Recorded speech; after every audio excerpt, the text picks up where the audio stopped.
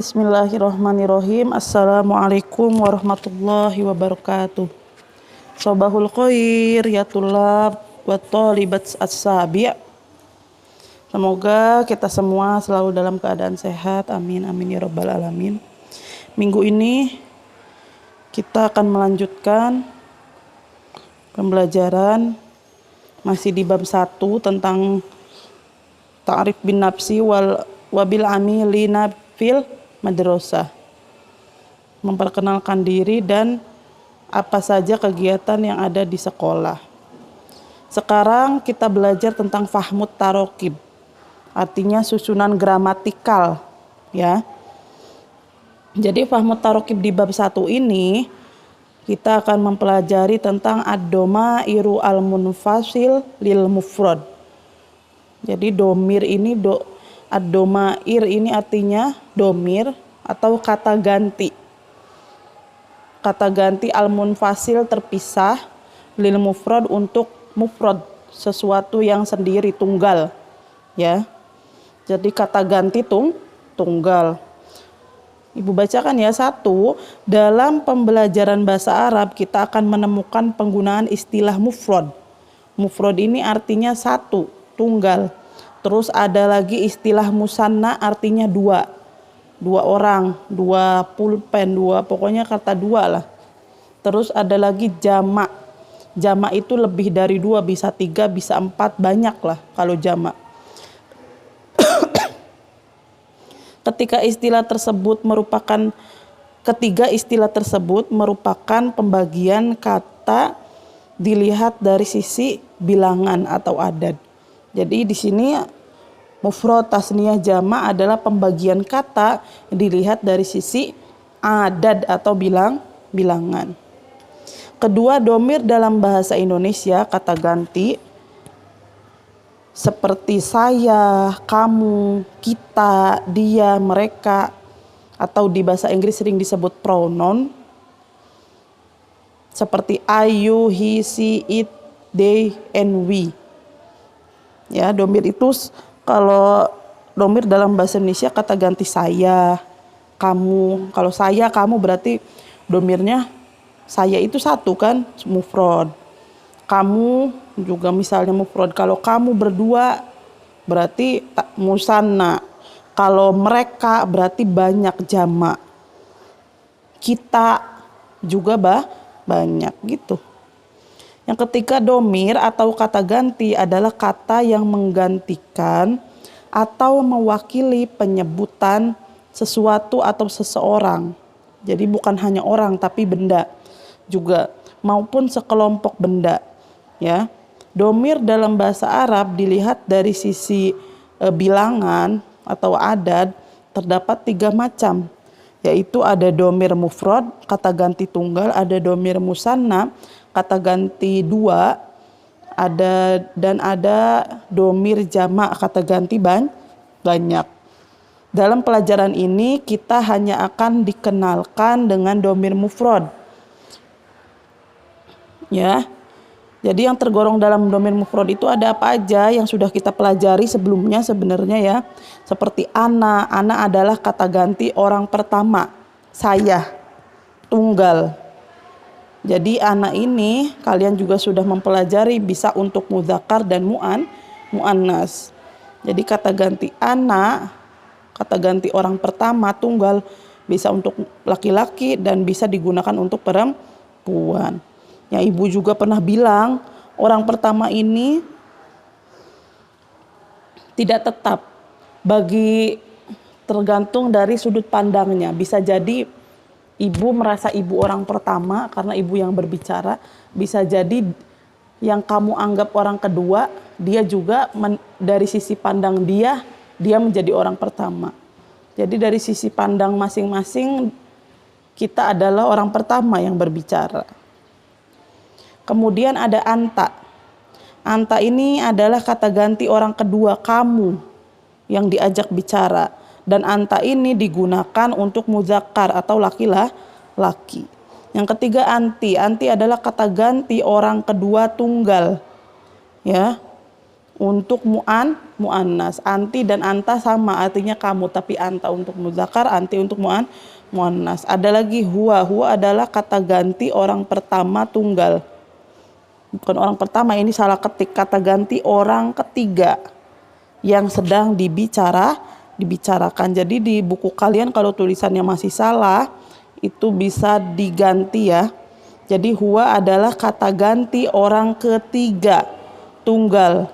Jadi huwa ini dia, bisa dia itu orang yang sedang dibicarakan, bisa dia itu orang, bisa dia itu benda. Misalnya saya punya pulpen gitu. Saya sedang membicarakan pulpen nih. Pulpen saya misalnya. Si pulpen ini orang ketiga. Ya. Jadi di sini kata ganti orang ketiga tunggal untuk muzakkar. Terus ada lagi hiya, kata ganti orang ketiga, diganti lagi ya, pertamanya diganti ketiga. Kata ganti orang ketiga tunggal untuk muannas. Seperti itu. Paham ya? Itu disebut domir munfasil lil mufrad. Jadi kita masih belajar mufrad. Kemudian itu di sini kita akan belajar mubtada dan khobar. Ya. Mubtada adalah kalimat subjek ya.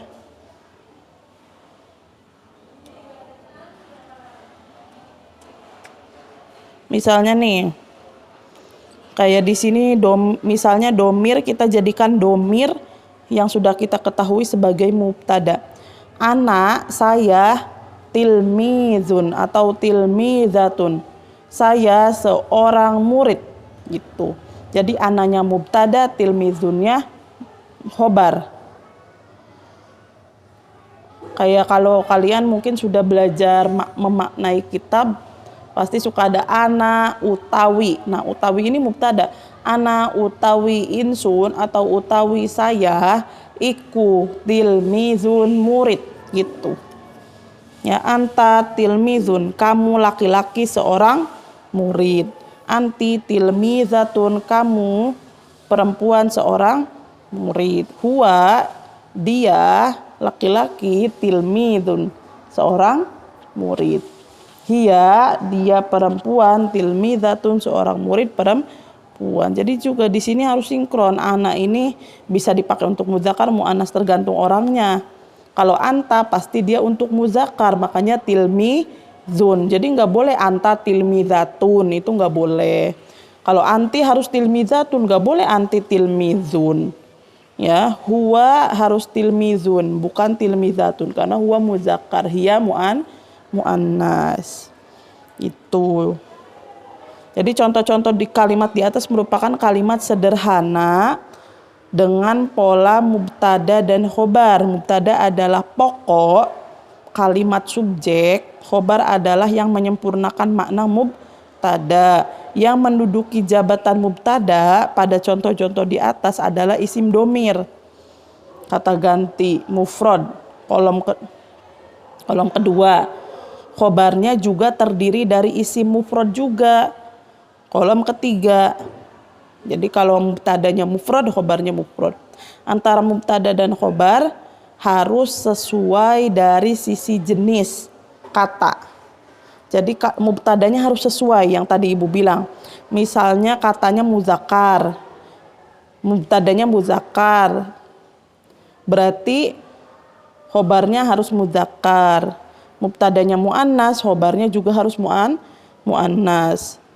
Terus bisa itu dari sisi muzakkar muannas, dan juga dari sisi adad atau bilangan. Jadi mubtada khobar itu harus sama dan sinkron dari sisi bilangan. Ya. Misalnya mubtadanya mufrad, khobarnya juga harus mufrad. Mubtadanya musanna, khobarnya harus musanna. Mubtadanya jama, khobarnya juga harus jama. Jadi antara mubtada dan khobar harus sesuai, harus sinkron dari sisi jenis kata. Jenis kata ini kelamin, harus sama-sama muzakkar dan sama-sama muannas misalnya. Terus harus Yang kedua harus sinkron dari sisi bilangan atau adat. Itu syaratnya mubtada dan khobar bisa bersanding. Itu yang pertama kita belajar domir di dalam susunan gramatikal. Sekarang yang kedua kita akan belajar tentang isim isyarah. Lil mufrad, isim isyarahnya untuk mufrad. Kemarin ibu juga sudah menyinggung isim isyarah adalah kata tunjuk untuk menunjukkan sesuatu, bisa orang, bisa benda. Ya, isim isyarah dalam bahasa Indonesia adalah kata tunjuk seperti ini dan itu atau demonstratif dalam bahasa Inggris. Seperti this, that, this, and thus, ya. Isim isyarah atau kata tunjuk merupakan isim yang menunjukkan pada sesuatu dengan mengisyaratkan kepadanya.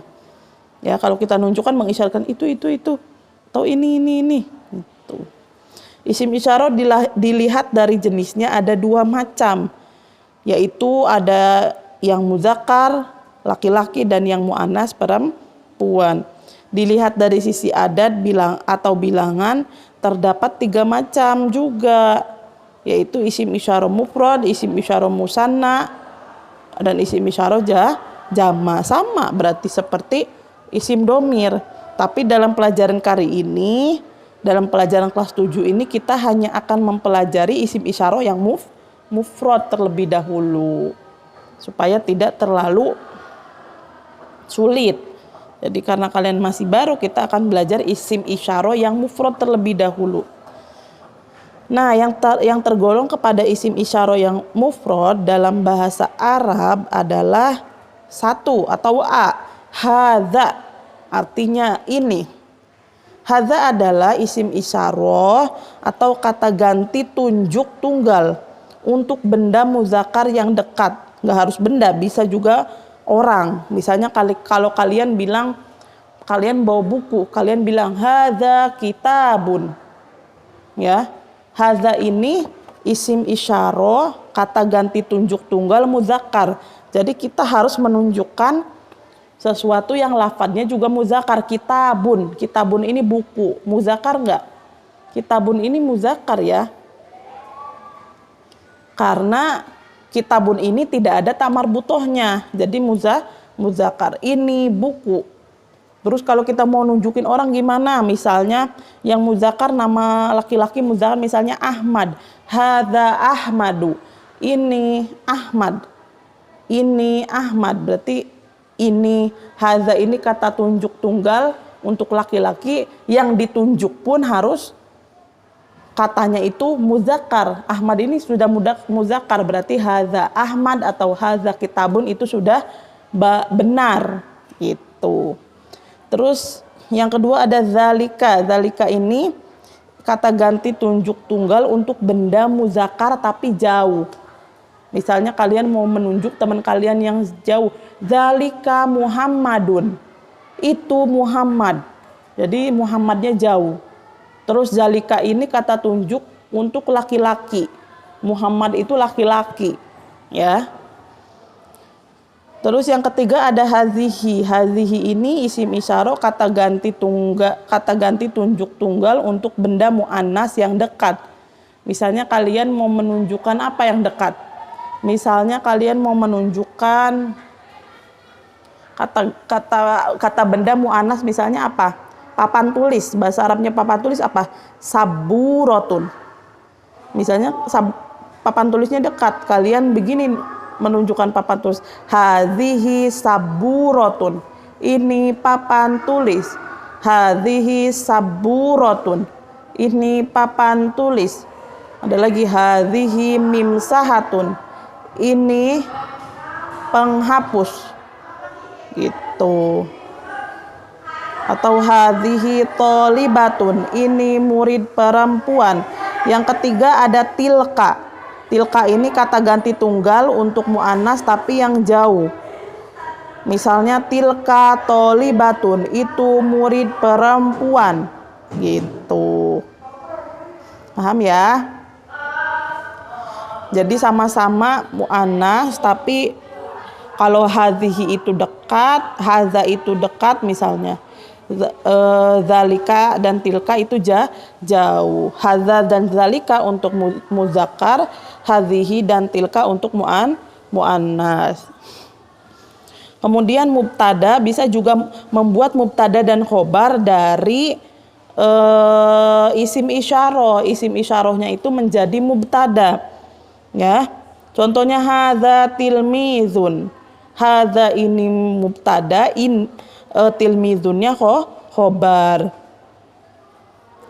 Sama aja, contoh-contoh di atas ada zalika ustadzun, hadhihi tilmizatun, tilka ustadzatun. Jadi contoh-contoh tersebut merupakan contoh kalimat sederhana pola mubtada khobar, ya, yang menduduki jabatan mubtada itu pada contoh isim isyarah yang mufrad. Maka khobarnya terdiri dari isim mufrad juga. Berarti sama sebenarnya. Isim mubtada dan khobar sama. Mubtada dan khobar harus sinkron juga dalam segi jenis dan adatnya.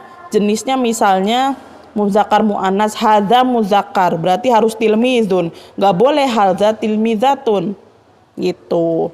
Terus juga harus sinkron dari mufradnya, hadza mufrad, tilmizun mufrad, hadhihi mufrad, tilmizatun mufrad. Jadi seperti itu.